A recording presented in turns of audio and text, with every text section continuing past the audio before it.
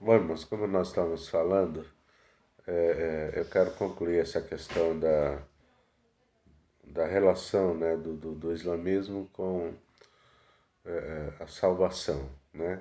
Por exemplo, tem um texto aqui do Alcorão que, que ele diz assim: para aqueles que acreditam e fazem boas obras de justiça, Deus prometeu perdão e uma grande recompensa.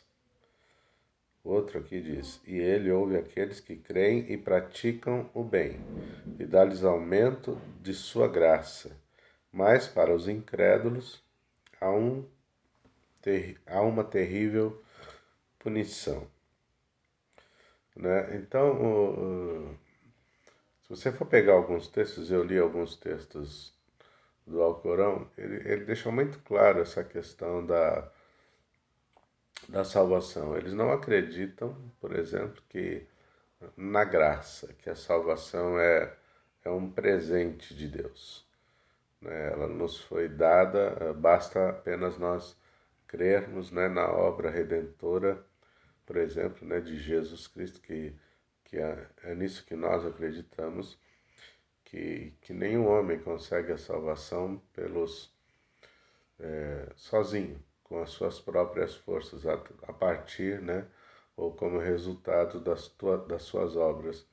Exatamente pelo fato de que nós nascemos com a semente do pecado e, infelizmente depois ao longo da nossa trajetória de vida o homem escolheu pecar. Então é uma dívida que não tem como eu, você, como nós pagarmos. Essa dívida foi paga por Jesus através do sacrifício da cruz, né? Então este é um ponto principal e um dos pontos principais. E o outro talvez até mais grave ainda do que este, é eles não enxergarem, não reconhecerem Jesus como Senhor, como Deus, né? Como eu já disse, eles não acreditam na existência da Trindade. Isso para eles é completamente fora e de padrão, completamente absurdo para eles.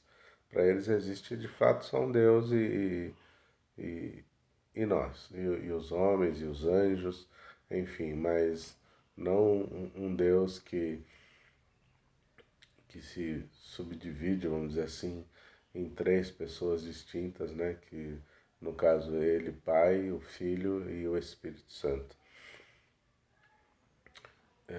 E por que nós estamos falando a respeito disso? Primeiro porque eles acreditam que, olhando para Abraão como amigo de Deus, como aquele que fez uma aliança com Deus, que no caso eles chamam de Alá, eles acreditam exatamente que a promessa de Deus, né, que se cumpre, né, em Isaac, que nós entendemos biblicamente falando que é o filho da promessa, ela não se cumpre exatamente em Isaac, mas sim em Ismael, que é o outro filho de Abraão, e eles acreditam ser exatamente desta linhagem, da linhagem de Ismael. Então, se você for observar exatamente o comportamento, a atitude, a devoção, e isso aqui eu quero chamar a atenção, nós vamos observar que ao longo do que nós formos falando a respeito de alguns segmentos religiosos, nós vamos observar muita devoção, muita convicção de fé e que se reflete, né, no comportamento diário, algo que nós não vemos hoje dentro da igreja. Nós vivemos um tempo muito perigoso dentro do Evangelho, porque há um esfriamento muito grande, há uma ausência de fé muito significativa dentro da igreja nos nossos dias. Há um distanciamento muito grande do crente com relação às verdades da palavra do Senhor. Quando você observa, por exemplo, o mundo islâmico, aí nós vamos encontrar até os radicais, que nós vemos aí esses homens que, por acreditar numa, numa existência extraordinária dentro do paraíso, eles vão lá e em nome da sua fé, em nome da sua causa, eles têm atitudes extremas, né, de guerra, de conflito. Hoje, nesses atos terroristas que a gente vê toda hora acontecendo. E, e qual é, na verdade, como já disse, o grande diferencial de posicionamento de fé dentro da igreja e fora dela? É exatamente esta atitude de fato acreditar em alguém, né? E aqui está o grande perigo, porque Maomé para eles não é Deus. Maomé para eles não é soberano, não é todo-poderoso, mas ele é o porta-voz, ele é a maior autoridade humana, espiritual, que já existiu na sociedade, que já existiu na humanidade, né? E, portanto, dentro disso, eles seguem de maneira cega, né? Todo o ensinamento de alguém que, que lá atrás, né, se diz ter recebido uma grande revelação da parte de Alá, que para eles é Deus, e eles seguem este homem. Né? É tão terrível isso. Maomé, por exemplo, ele era analfabeto, e nós estamos falando de uma época em que só 2% da sociedade mundial sabia ler. E todo o texto do Alcorão, e nós estamos falando aí de um livro, né, de regras de mais de 1.000 páginas, 1.500 páginas, que foi ditado. E alguém escreveu para ele, era alguém que não sabia ler, que não sabia escrever. Num primeiro momento, quando ele começa, né, o seu chamado, quando ele começa a sua trajetória, ele não era exatamente visto como uma pessoa importante, mas depois as suas teses, os seus ensinamentos, eles vão começando a ser enraizados. Qual era o grande objetivo deles? Não era simplesmente criar uma nova religião, mas era criar um Estado. É esse o grande objetivo dele, criar um Estado islâmico, ou seja, uma nação inteira que se rende, que se dobra a essa crença religiosa, a essa postura religiosa. Nós vamos ver os extremos do comportamento, por exemplo, dos homens com as mulheres, as restrições que existem, principalmente nesses grupos mais radicais, né? E a igreja, com relação a tudo isso, anda alienada. Nós muitas vezes estamos muito presos a, a atitudes e comportamentos que não refletem a verdade do Evangelho, que não refletem a transformação em Jesus Cristo. E talvez você ouvindo o que eu disse a respeito dos pilares do islamismo, daquilo que eles consideram como prioridade, como importante, da crença deles relacionada à fé. Talvez você olhe como eles enxergam, por exemplo, Moisés, como eles enxergam Abraão, como eles enxergam o próprio Jesus Cristo, que eles consideram, né, a palavra de Alá, ou seja, é, você observa que existem algumas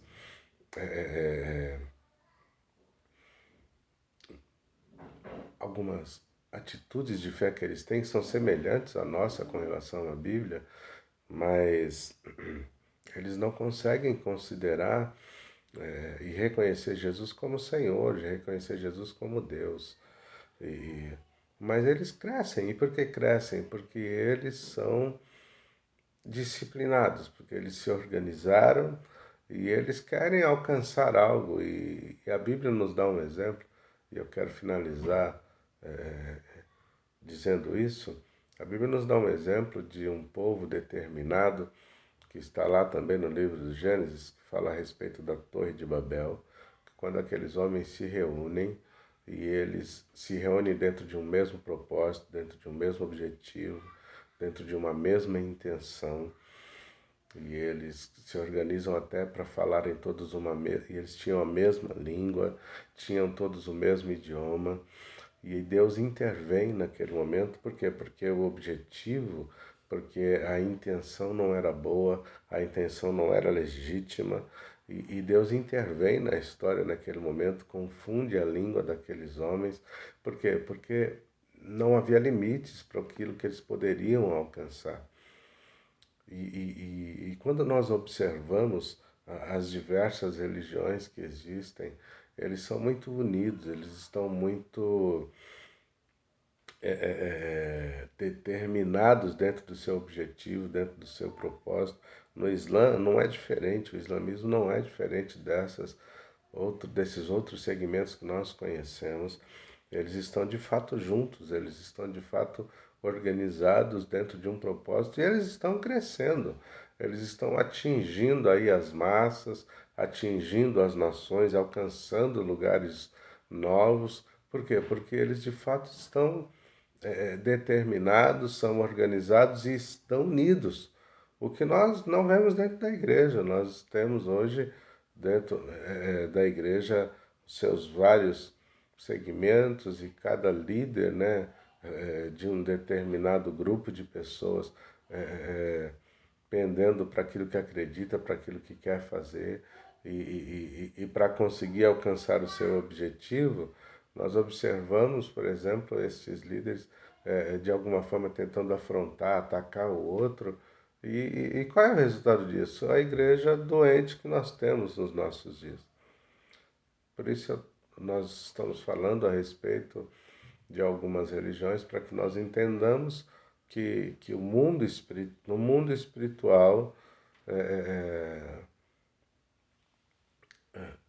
se não houver unidade, se não houver organização, a gente não vai chegar a lugar nenhum. E o nosso inimigo, ele é organizado, ele está preparado, ele está pronto, e ele vai tentar de todas as maneiras descredibilizar a palavra do Senhor. E aí nós observamos dentro, né, do islamismo essa vertente séria e importante, que é todo este trabalhar para tentar de alguma forma descredibilizar a palavra do Senhor, a Bíblia, né? Eles de certa forma reconhecem a autoridade da Bíblia, reconhecem alguns textos bíblicos, reconhecem homens de Deus como Noé, como Abraão, como Moisés, como o próprio Jesus Cristo, a quem nós adoramos e servimos, mas eles reconhecem, colocando limites para a atuação de Jesus, para a atuação da palavra do Senhor, colocando muitas vezes em xeque a credibilidade dos textos bíblicos, alegando que eles foram vituperados ao longo do tempo, ao longo da história.